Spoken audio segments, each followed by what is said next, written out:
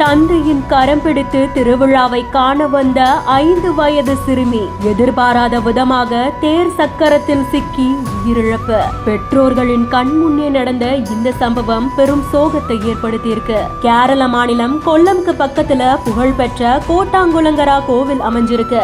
இங்க ஆண்டுதோறும் சமய விளக்கு திருவிழா ரொம்பவும் பிரம்மாண்டமா நடைபெறுது. பெண்கள் மட்டுமில்லாம ஆண்களும் பெண்கள் வேடமணிந்து கையில விளக்கோட திருவிழாவுல பங்கேற்கிறாங்க. பிரம்மாண்டமா நடக்கக்கூடிய இந்த திருவிழாவுக்கு பல ஊர்கள்ல இருந்தும் பல மாநிலங்கள்ல இருந்தும் பக்தர்கள் வருகை தராங்க. அப்படிதான் இந்த வருஷமும் கடந்த ஞாயிற்றுக்கிழமை சீரும் சிறப்புமா திருவிழா நடந்திருக்கு. இதுல பங்கேற்கிறதுக்காக சவரா பகுதியில இருந்து ஒரு குடும்பம் தன்னோட 5 வயது குழந்தையோடையும் வந்திருக்காங்க.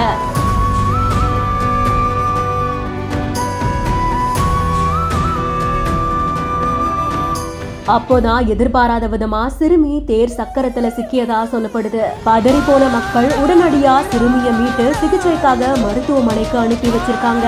ஆனாலும் சிறுமி மருத்துவமனைக்கு போறதுக்கு முன்னாடியே உயிரிழந்ததா சொல்லப்பட்டிருக்கு. பெரும் சோகத்தை ஏற்படுத்துற இந்த சம்பவத்தினால பெரிய விழாக்கள் நடக்கும் போது பாதுகாப்பு ஏற்பாடுகள் இன்னமும் துரிதப்படுத்தப்படணும் அப்படின்னு பொதுமக்கள் கோரிக்கையை முன்வைக்கிறாங்க.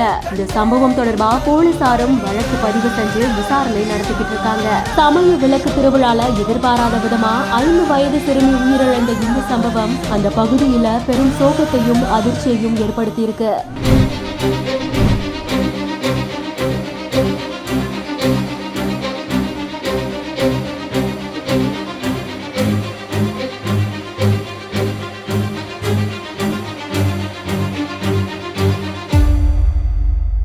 டியூஷனுக்கு போறேன் அப்படின்னு சொன்ன ஒரு 10ஆம் வகுப்பு மாணவன் கிணற்றுல உயிரிழந்த நிலையில மீட்கப்பட்டது பெரும் பரபரப்பையும் அதிர்ச்சியையும் ஏற்படுத்தி இருக்கு.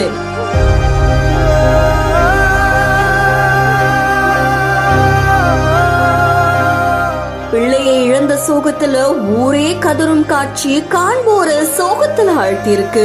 கரூர் மாநகராட்சிக்குட்பட்ட வடக்கு காந்தி கிராமத்துக்குட்பட்ட பாரதியார் 2வது நகர்ல வசிச்சுட்டு வரவங்க தான் தாமரை செல்வன். இவரு டெய்லரா வேலை பார்த்துட்டு வராங்க அப்படின்னு சொல்லப்படுது. இவருக்கு 15 வயசுல சர்க்கார் கவின் அப்படின்ற மகன் இருந்திருக்காங்க. கரூர் அடுத்த வெண்ணெய் மலையில இருக்கிற தனியார் பள்ளியில 10ஆம் வகுப்பு படிச்சுட்டு வந்தாங்க அப்படின்னு கூறப்படுது.